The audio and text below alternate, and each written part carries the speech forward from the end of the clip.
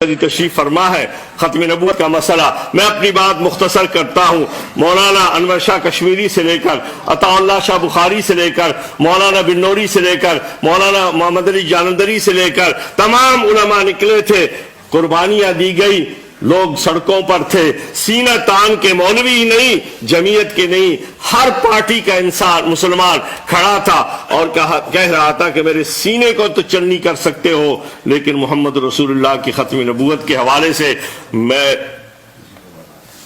منکرین ختم نبوت کو نہیں برداشت کر سکتا۔ لوگ باہر جلوس اور نعرے لگا رہے تھے، اندر پارلیمنٹ میں کتنے لوگ تھے؟ مفتی محمود، پروفیسر غفور،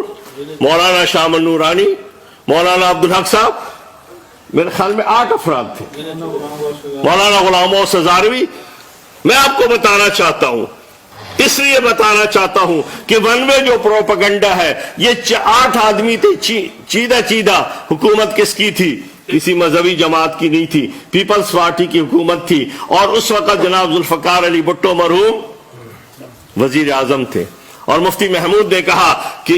لوگ نکلے ہیں اور ختم نبوت کے حوالے سے اسلامی جمہوریہ پاکستان ہے، اس کے آرٹیکل 227 کے تحت قرآن و سنت کے خلاف کوئی قانون نہیں بن سکتا، آئین کے آرٹیکل 230 کے تحت اسلامی نظریاتی کونسل کی سفارشات ہے۔ ہم چاہتے ہیں کہ اس فرقے کو جو اپنے آپ کو مسلمان کہتا ہے، جو اپنے آپ کے لیے اس طرح مسجد بناتا ہے، جو کلمہ پڑھتا ہے، یہ مسلمان نہیں ہے، اسے آئینی طور پر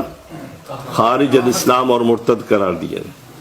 ذرا توجہ فرمائے، 8 افراد کھڑے ہیں اور 217 سے زیادہ کی اسمبلی بیٹھی ہے، جناب ذوالفقار علی بھٹو مرحوم بیٹھے ہیں، اور اس کے بعد مفتی صاحب کو کہتے ہیں آپ دلائل دیں۔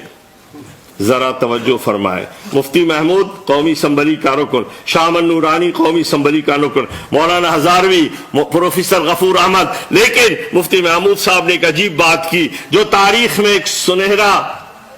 جملہ ہے۔ انہوں نے کھڑے ہو کر کہا کہ جناب پرائم منسٹر صاحب ذوالفقار علی بھٹو کو مخاطب ہو کر کہا کہ اگر میں مفتی محمود آج دلائل دوں گا اور آپ اس کو غیر مسلم اقلیت قرار دیں گے، کل یہ لوگ دنیا میں چیخیں گے، یہ برطانیہ جائیں گے، امریکہ جائیں گے، عالمی عدالت میں جائیں گے اور کہیں گے جناب ہم کو تو سنا نہیں گیا تھا، یہ تو ون وے فیصلہ تھا۔ مفتی محمود نے قومی اسمبلی میں کھڑے ہو کر کہا کہ جناب وزیر اعظم صاحب، میں مطالبہ کرتا ہوں کہ قادیانیوں کے مرزا ناصر کو اسمبلی میں بلائیں اور ان کو سامنے لائیں تاکہ دودھ کا دودھ پانی کا۔ اسپیکر نے اجلاس ملتوی کر دیا، اور اس کے بعد اگلے دفعہ اجلاس ہوا تو وہ دروازہ کھلا اور احمدی فرقے کا سربراہ داخل ہوا، سفید پگڑی باندھی۔ آپ تو ماشاءاللہ یہاں ٹی وی پر بھی سفید لباس، سفید شیروانی پہنے ہوئے، تو بھٹو کھڑا ہوا مرحوم، اسے کہا مفتی صاحب اس مولوی کو آپ کہتے ہیں کافر؟ مفتی صاحب نے کہا ذرا حوصلے سے رکھیں۔ وہ آئے، مفتی صاحب کھڑے ہو گئے، سوالات کیے، اس نے جوابات دیے،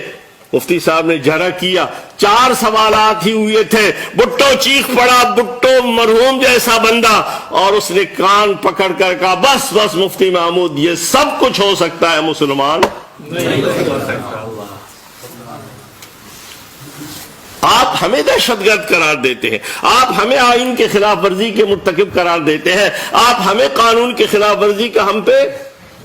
الزام لگاتے ہیں۔ ہمارے قائد نے فریق مخالف کو جو پارلیمنٹ کا ممبر نہیں تھا اس کو ریکویسٹ کر کے بلایا تاکہ پتہ چل سکے کہ دودھ کا دودھ پانی کا پانی ہوگا، تاکہ مورخ یہ نہ لکھ سکے کہ ون وے طور پر اس نے پورے پارلیمنٹ کو کنوینس کیا اور ان کو غیر مسلم۔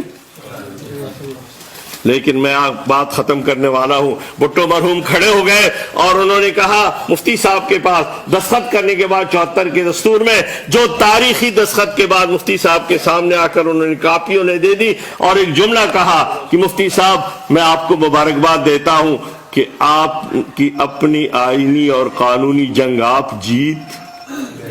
کوئی تشدد، کوئی وائلنس،